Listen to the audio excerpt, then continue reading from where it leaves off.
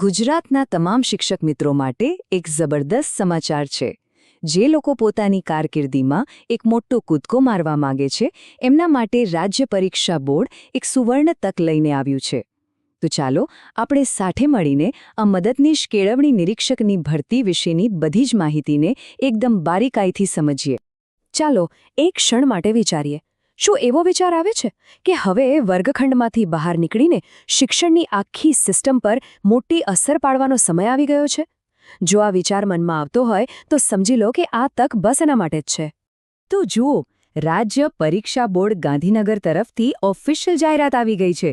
મદદનીશ કેળવણી નિરીક્ષક એટલે કે અસિસ્ટન્ટ એજ્યુકેશન ઇન્સ્પેક્ટર વર્ગ 3 માટે. આ કોઈ સામાન્ય પદ નથી હો. આ તો સીધું શિક્ષણ ક્ષેત્રે લીડરશિપ અને પોલિસી બનાવવામાં ભાગ લેવાનો મોકો છે. અને હા, જગ્યાઓ કેટલી છે એ જાણવું છે? આંકડો સાંભળીને ખરેખર નવાઈ લાગશે. કુલ 204 જગ્યાઓ.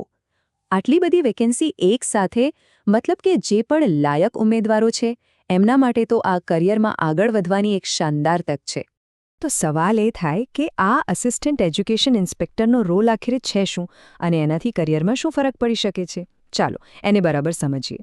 જુઓ, આ ભૂમિકા ખાસ કરીને એવા અનુભવી શિક્ષકો અને વિદ્યા સહાયકો માટે જ છે જેમને હવે લાગે છે કે ભણાવવાની સાથે સાથે શિક્ષણની પોલિસીને લાગુ કરવામાં પણ સીધો ભાગ ભજવવો છે.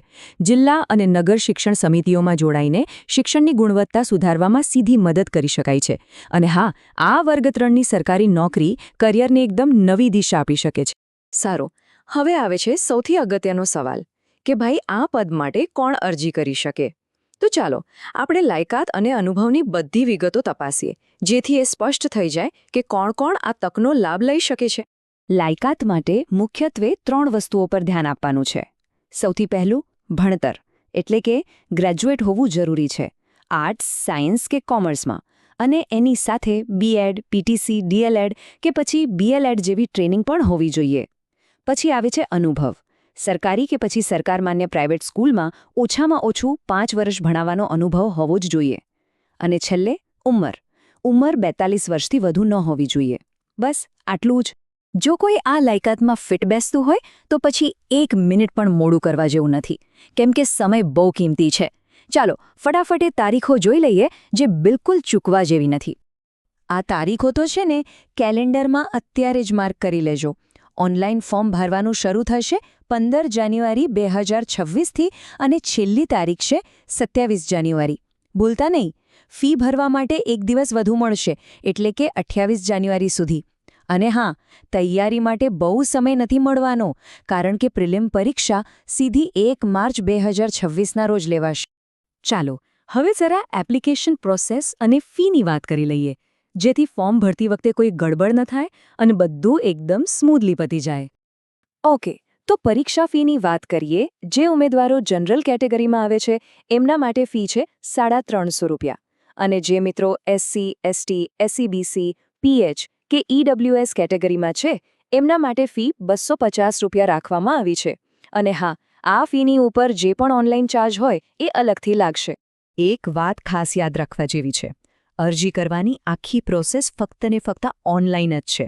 એટલે ઓફિશિયલ પોર્ટલ પર જઈને સમયસર ફોર્મ ભરી દેવાનું અને ફી પણ ચૂકવી દેવાની. તો જ એપ્લિકેશન કમ્પ્લીટ ગણાશે. સારું, તો આ બધી જાણકારી મળી ગઈ. પણ હવે આગળ શું કરવાનું છે? ચાલો ફોર્મ ભરવાથી માંડીને પરીક્ષાની તૈયારી સુધીના નેક્સ્ટ સ્ટેપ્સ શું હોઈ શકે એના પર એક નજર નાખી લઈએ. તો સફળ થવા માટેનો એક્શન પ્લાન કંઈક આવું હોઈ શકે. સ્ટેપ 1, પહેલાં તો પોતાની લાયકાત બરાબર ચકાસી લો. સ્ટેપ 2, બધા જ જરૂરી ડોક્યુમેન્ટ્સ ભેગા કરીને તૈયાર રાખો. સ્ટેપ 3, 27 જાન્યુઆરી આવે પહેલાં ઓનલાઈન એપ્લિકેશન કરી દેવાની અને 28 જાન્યુઆરી સુધીમાં ફી પણ ભરી દેવાની. અને સૌથી ઇમ્પોર્ટન્ટ સ્ટેપ 4, 1 માસની પરીક્ષા માટે આજથી જ અત્યારથી જ તૈયારી શરૂ કરી દો. અને છેલ્લે એક નાનકડી વાત.